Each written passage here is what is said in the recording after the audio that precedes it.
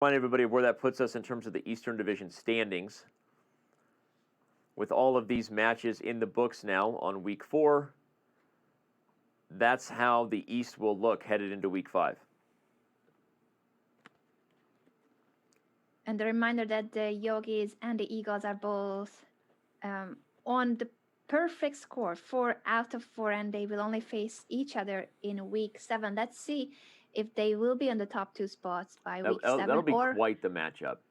Yeah, that would be epic, but I'm also rooting for the underdogs, the rest of the teams, if they can clinch a win against one of these beasts. Yeah.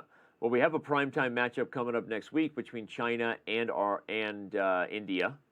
So obviously you just highlighted India and Armenia, the 2 division leaders, will be playing in the final week of the regular season. But next week we also have a matchup of 2 powerhouses. And if you have to ask me, the 2 teams who I think are the favorites in the Eastern Division, I know Armenia. It would be silly to ever pick against you, given your performance and the strong rapid chess that you bring. But I look at the ratings on paper, the Super GM lineups that India and China are bringing, and I see next week's primetime matchup as maybe a preview of the person that ultimately wins the East. So that should be exciting. That we have other primetime matchups to remind you of. The Central Division will feature Sweden versus Germany. That's going to be tomorrow.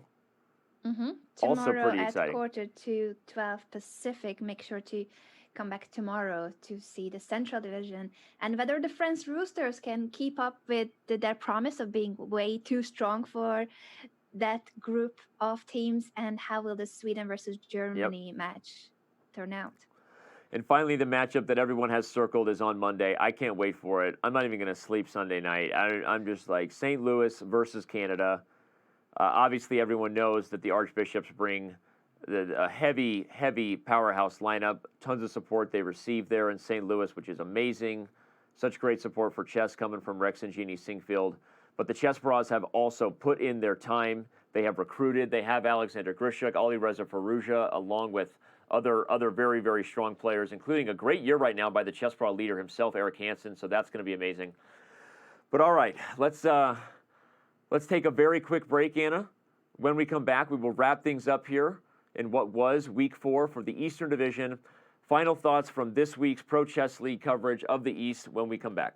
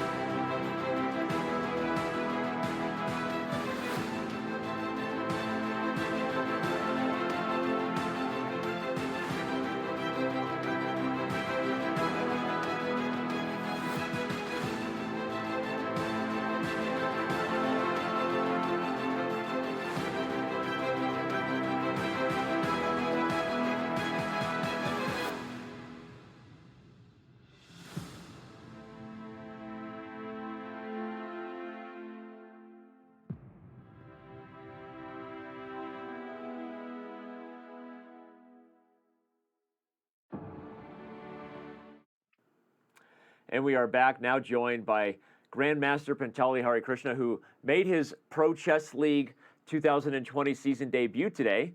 Hari, how do you think it went?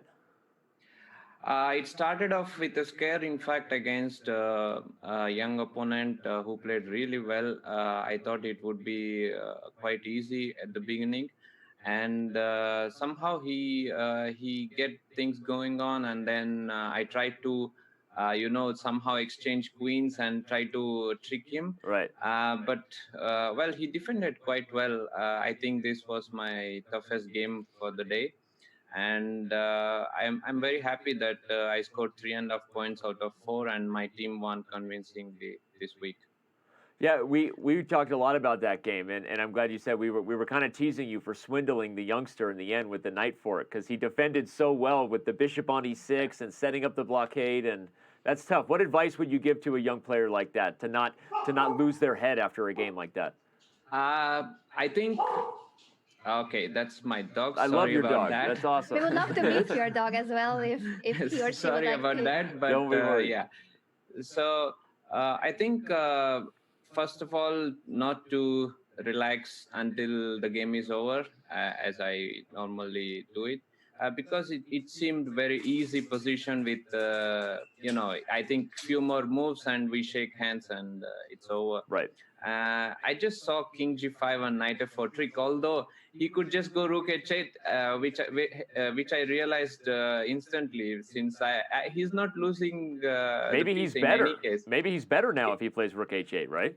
Yeah, exactly. He's not losing the piece. I just it's like I'm threatening Knight F4, but I cannot take the piece.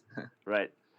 So okay, it's just the thing is I'm not risking anything in this point of time, so I decided to gamble a bit, and it was nice to get 3 points in round 1, and that kind of helps.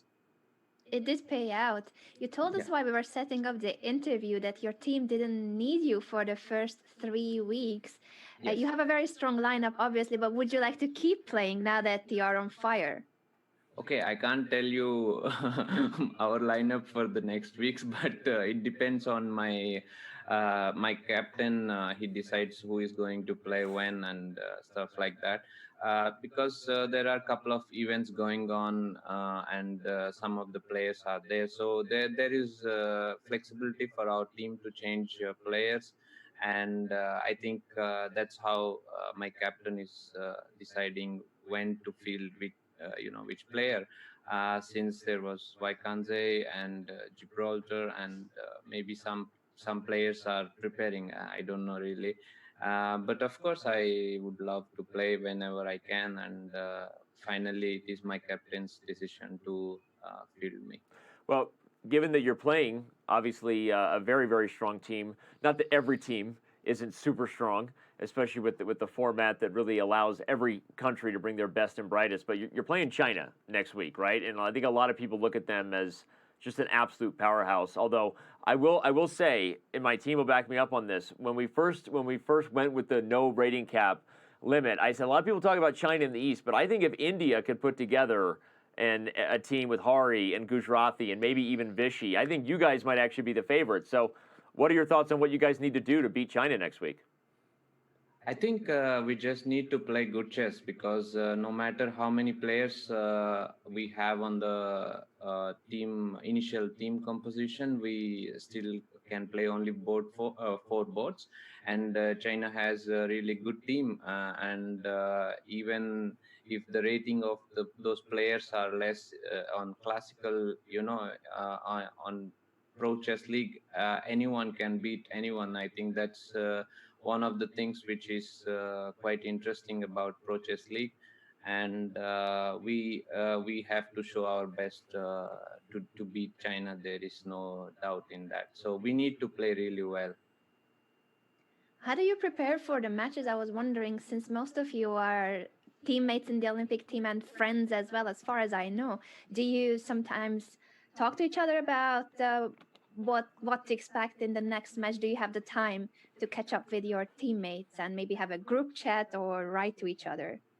We do stay in touch during the match in the sense to know what are the scores on each round, because accordingly team can play the next match. So if, let's say, you need to score maybe just 1 point, or you to go to the next round, you might play a bit different, or if you have to win, it's slightly different.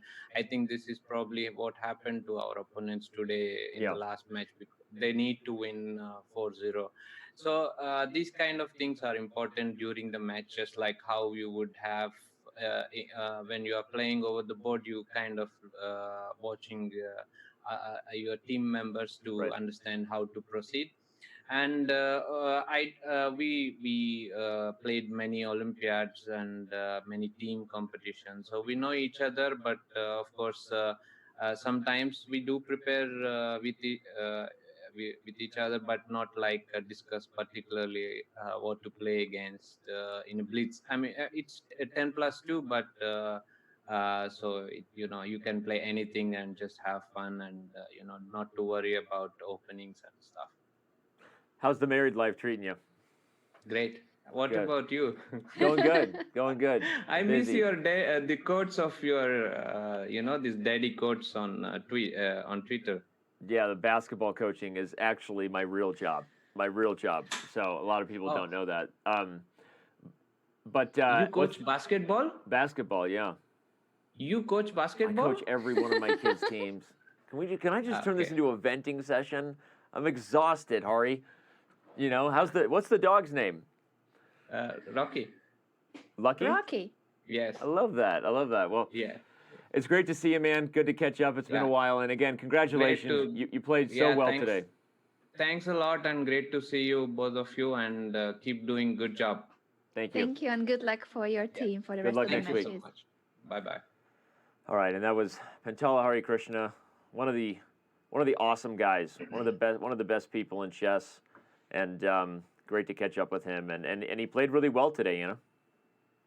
He did play very well, 3.5 out of 4. That's a great debut by Hari Krishna. I was looking at individual results, and I believe only Marty Rosyan has outperformed Hari Krishna 4 out of 4 Yeah. by Haik this round.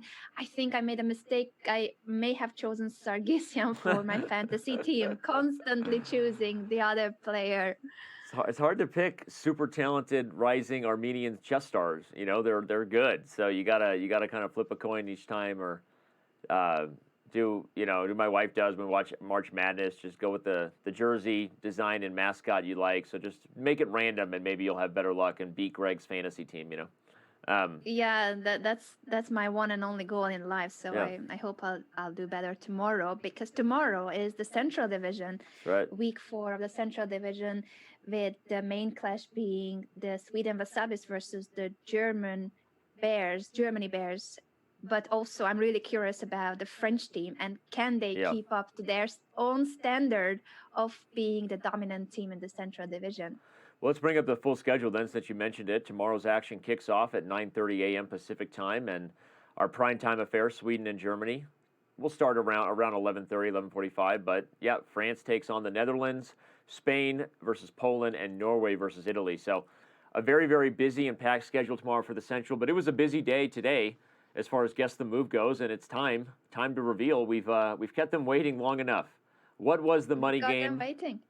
What mattered most? And here we go. We've just been informed. We have it. Min Lee versus Tomaszewski was our money game.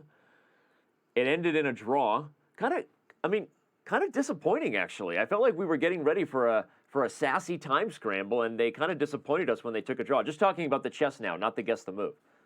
Mm-hmm. Yes, still a good result for Minle, but we thought that Yep. if anyone in that game had chances, it perhaps was Minle, even though he's Yep. about 200 rating points below Tomaszewski. Yep. And who are the winners, Danny? Who are the winners for the cash prize and the diamond membership? It's funny. I see a familiar face there right at the top. So the randomness pays off today for one of our well-known streamers, Charlie, Ooh. my man, Japanese tutor. He was actually visiting here at Studio C. Me and Aaron a couple months ago. We got breakfast, and it was tasty. I'm pretty sure that Charlie got an omelet, if I remember correctly. He had an omelet. So there you go, Charlie. Next time breakfast is on you, buddy. Next time you're buying with that $50. Tayeb99, gets a 3-month Diamond membership. Pretty sure he's already a premium member, but he rocks it and gets to extend his premium prizes. Chess Kid 90, Demetrios, TB, and then Demago, Lego Maego. Let's go to the standings. Thanks everyone for participating in the Guess the Move competition. And remember, it's every single PCL matchup where you can try to win the cash prize or the diamond memberships. Now, after today's round, we see that the Yogis and the Eagles are still the only two teams on the perfect score. They have won all 4 matches, and the rest of the pack are chasing them, Russia being the 3rd place team at the moment. Yeah, and you know what? If a team like Russia gets into the playoffs, like, will they, bring some of their top players that aren't playing every week, like Jan Nepomniachtchi, so I think it's going to be an amazing thing. As Hari said, it's rapid chess, right? So anything that happen, sometimes guys that are just frankly not as strong over the board or with longer time controls as the super GMs that India and China bring, like the Armenian kind of rapid specialists we know, maybe they're really the favorites overall in the end, right? Even though they may be underrated in terms of the ratings. So exciting stuff. Can't wait to see what happens next week in the East as well as tomorrow in the Central. But I think that's going to bring us to a close here, Anna. Awesome stuff today. It's been a pleasure, Danny. And I think we need to wait. Are you this way? Yep. I'm gonna Hold try on. to first. Ready? Yeah. Boom. Go. Wait, one more time. Ready? Set. Go. We are getting ready for the PCL team battles because still not confirmed the dates, but we are trying to set up a PCL team battle between Alexandra Potes and Robert Hess versus Danny. We're gonna do it. We're gonna do it. Robert's already sending me DMs here on Slack. I haven't read them yet. I'm going to go slip into the DMs over here with Robert and finish off the rest of the workday. For the amazing Anna Rudolph, my team here at chess.com, production working hard, and thank you to all the fans who stuck with us throughout the day, the staff working hard behind the scenes, all of our moderators, we appreciate you. We will see you tomorrow with the Central Division. I will not be here, but Anna will be along with Robert, I believe, or Danya. Will I be here? Well, no, never mind. It's Danya and Robert. You're taking a break too. Tomorrow is Robert Hess. You scared me for a moment. There you go. Yeah, no, you're good. Robert Hess and Daniel Naroditsky tomorrow. I think I'm back on Monday, though. Back on Monday. I'm back for the big clash, the Chess Bras versus the Archbishops. We're going to kill it. We're going to kill it. We're going to kill it. Jingle. Catch you on the jangle. We'll see you on Monday, and have a good night there. And we'll see you on Monday. Bye, everybody. See you guys tomorrow on Twitch.